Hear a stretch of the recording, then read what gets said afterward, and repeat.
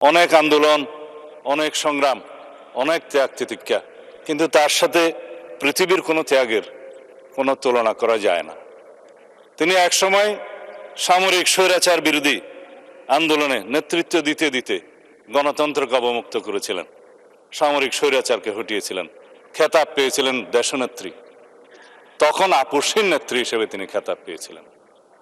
তারপরে গণতন্ত্রের যে যাত্রা 1991 সালে শুরু হলো, সংসদীয় গণতন্ত্রের যাত্রা শুরু করলেন। তার হাত দিয়ে এদেশে সংসদীয় গণতন্ত্রের পুনরায় যাত্রা শুরু হয়েছিল। তার হাত ধরেই এদেশে তত্ত্বাবধায়ক সরকার পদ্ধতি চালু হয়েছিল এবং তার হাত ধরেই বাংলাদেশে গণতন্ত্র এবং নারী শিক্ষার অগ্রগতি হয়েছিল অভূতপূর্ব।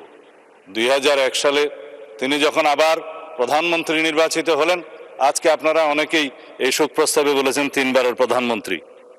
তিনি আসলে 4 বার শপথ নিয়েছেন প্রধানমন্ত্রী হিসেবে।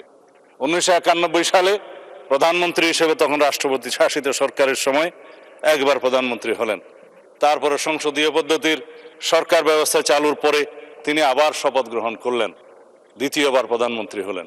তৃতীয়বার প্রধানমন্ত্রী হলেন 2001 সালে এবং চতুর্থবার 1996 সালে ষষ্ঠ জাতীয় সংসদে তিনি প্রধানমন্ত্রী নির্বাচিত হলেন। এই 3 বার, চতুর্থবার 2001 সনে প্রধানমন্ত্রী নির্বাচিত হলেন। তিনি অপরাজিতা। বাংলাদেশের রাজনীতিতে এরকম আর কোনো নজির নাই, উপমহাদেশে আছে কিনা জানি না। যতবারই যত আসনেই তিনি নির্বাচন করেছেন, ততবারই তত আসনে তিনি নির্বাচিত হয়েছেন। তিনি আপসহীন দেশনেত্রী হিসেবে খেতাব পেয়েছেন।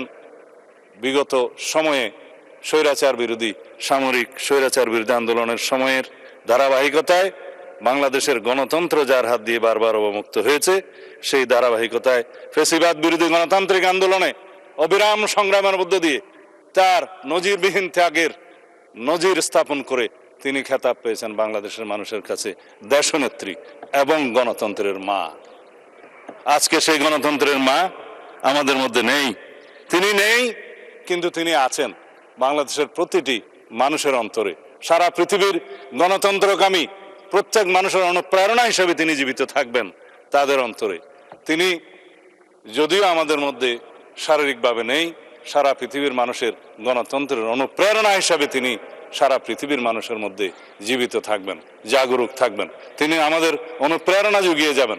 তার সেই নেতৃত্ব, গণতন্ত্রের জন্য অপরিসীম ত্যাগ এবং তার সংগ্রামের কাহিনী আজীবন বাংলাদেশের ইতিহাস যতদিন থাকবে, ততদিন এদেশের মানুষ স্মরণ রাখবে এবং অনুপ্রাণিত হবে।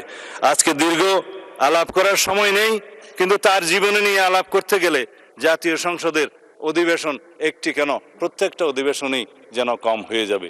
সুতরাং আমি আজকের এই মহান জাতীয় সংসদে, যেহেতু আমাদের দীর্ঘ 17 বছরের রক্তের উপর দাঁড়িয়ে, যেই গণতান্ত্রিক সংগ্রামের উপরে দাঁড়িয়ে শহীদের আকাঙ্ক্ষার ভিত্তিতে যেই ভিত্তি নির্মাণ হয়েছে, তার ভিত্তিতে আমরা এই জাতীয় সংসদে দাঁড়িয়ে আছি, সেজন্য আমি আজকে সময় বেশি নেব না।